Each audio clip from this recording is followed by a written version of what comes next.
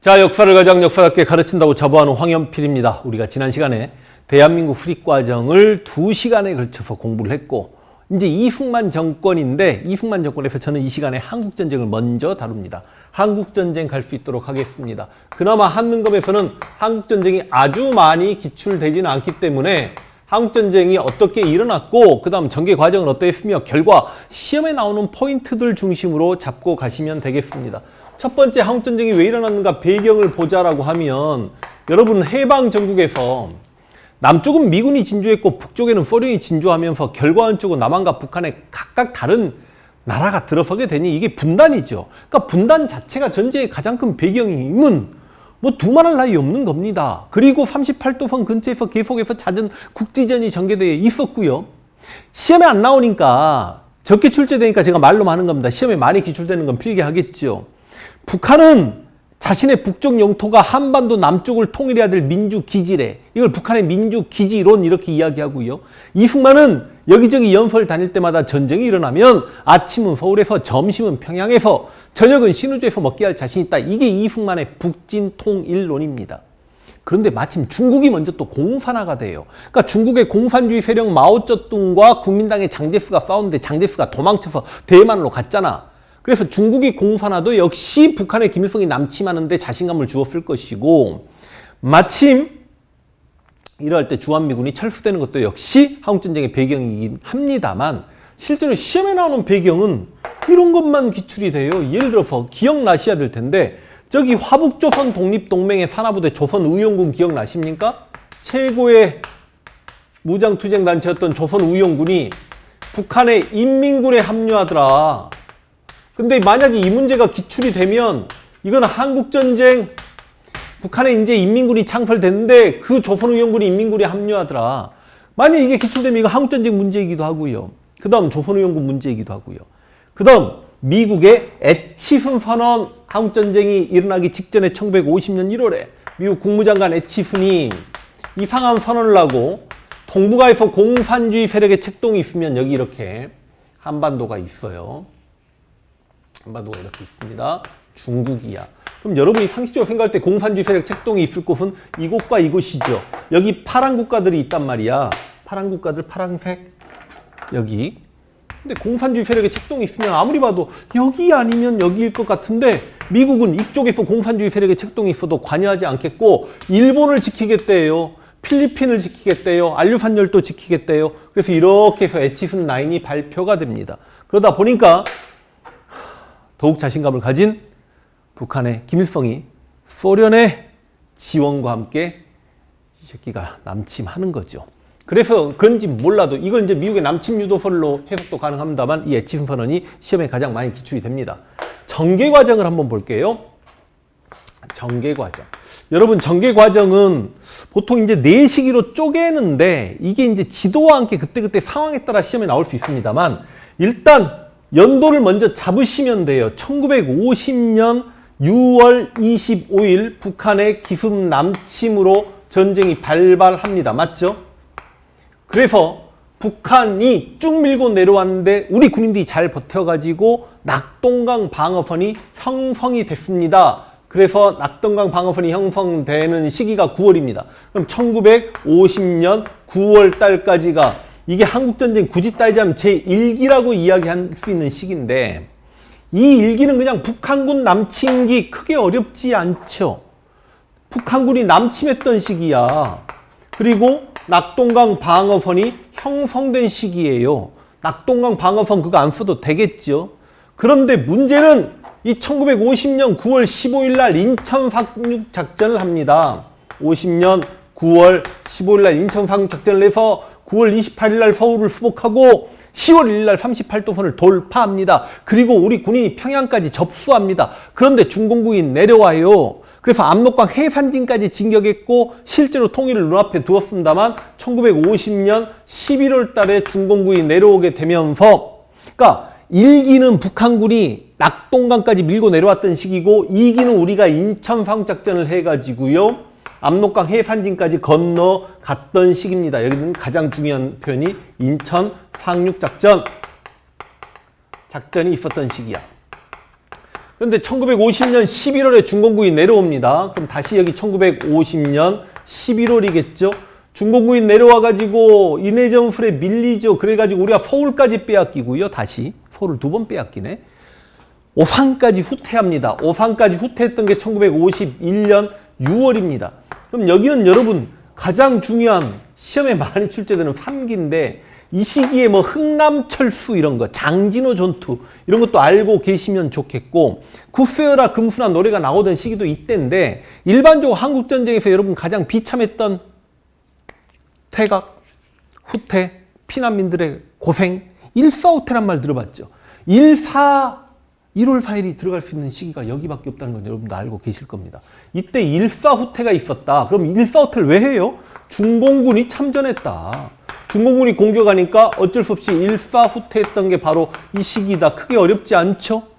그랬다가 여러분 1951년 6월부터 다시가 우리 밀고 올라갑니다. 다시 우리가 6월 달부터 쭉 가가지고 언제까지냐면 1953년 7월까지인데 거의 2년 동안 휴전회담이 계속됩니다. 이 시기를 우리가 한국전쟁 제4기라고 이야기해요. 휴전회담이 계속된다고. 여기는 뭐라고 할까요? 휴전회담기라고 하겠습니다. 휴전회담이 계속되고 있는데 이승만은 휴전회담에 찬성했을까요? 반대했을까요? 솔직히 이승만의 반대가 이건 맞죠. 이렇게까지 민족 상잔의 비극이 있었는데 어떻게 되든지 간에 우리가 이겨서 통일을 해야 될 거 아닙니까? 다시 휴전한다는 게 말이 안 되죠. 그래서 특히 휴전회담의 당사자로 이승만은 군사작전권을 미국에게 줘버렸기 때문에 당시 휴전회담 누가 하냐면 유엔군 사령관하고 중공군 사령관하고 김일성이 했단 말이지. 그러니까 빈정상했는지도 모르겠지만 이승만은 휴전회담에 반대하면서 방공포로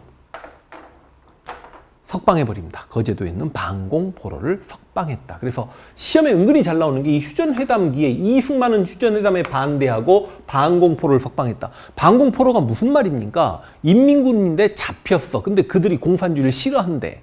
자유대한에서 살겠대. 그들을 풀어줘 버립니다. 원래 포로는요, 제네바 협정에 입각해서 본국에 송환해 줘야 되는데 본국에 가기 싫다니까 대한민국에 살거라고 풀어줘 버리니까 김일성이 시발했을 거 아닙니까? 그랬는데 이제 미국 측에서 이승만을 달래죠. 달래가지고 절대로 북한이 도발 못하게 우리가 지원해 줄게. 한미상호 방위조약을 체결해 줄게. 휴전할 테니까 좀 받아들여. 그래가지고 우리가 휴전을 하게 됩니다. 시기는 이건데 아마 한능검에서는 지도 문제와 함께 이때 어느 시기인지 이해할 수 있니? 아마 지도 상황을 주고 나서 이때 인천상작전이 있었다. 이때 일사후퇴였다. 이런 문제도 생각보다 많이 기출되지는 않습니다만 제가 간략하게 여러분들에게 이렇게 정리해드렸고 이제 결과를 보겠습니다. 결과. 한국전쟁 결과. 여러분 재산 피해, 뭐 인명 피해, 산업시설 파괴, 뭐 이건 뭐 말할 나위 없으니까요. 너무 가슴 아픈 이야기니까 생략하겠습니다. 그리고 1950년 10월 달에 미국이 약속해준 대로 한미 상호 방위 조약 체결합니다. 이거 시험에 잘 나옵니다. 상호 방위 조약이 체결됩니다. 한미 상호 방위 조약이 체결된다라는 거 알고 계시고. 근데 문제는 이제 남한과 북한의 주민들이 서로 원수처럼 으르렁거리기 시작합니다. 그쵸? 여러분, 옛날 태극기 날리며라는 영화를 보시면 이게 여실히 드러나는데 내 가족이 전쟁터에 나가서 죽었어. 합리적으로 지금 남북관계를 참 바라보기가 쉽지가 않죠. 그러다 보니까 남북한 주민들이 서로 으르렁거리고 원수가 됩니다. 그러니까 내 아들이 군인 옷을 입고 전장에 나갔는데 북한의 인민군에게 총 맞아 죽었어. 북한은 내 자식을 죽인 원수 국가가 되는 거야. 이해되시죠? 그래서 남북한 분단이 고착화돼요. 주민들이 으르렁거리면서. 근데 이걸 독재 권력자들이 이용해 먹은 측면이 있습니다. 이승만, 김일성, 박정희 등등이. 독재 권력을 그런 식으로 오히려 더 강화시키는 부분도 있었다라는 거 알고 계시면 되겠네요. 그래서 여러분 시험에 잘 나오는 건 한미상호 방위조약이 1950년 10월에 체결된다는 거 잡으시고 휴전회담이 한참일 때 이승만은 휴전회담에 반대하면서 반대 길게 드리겠습니다. 반대하면서 뭐 했다? 방공포로를 석방시켰다라는 것도 좀 알고 계시면 되겠고요. 인천상륙작전 시기하고요.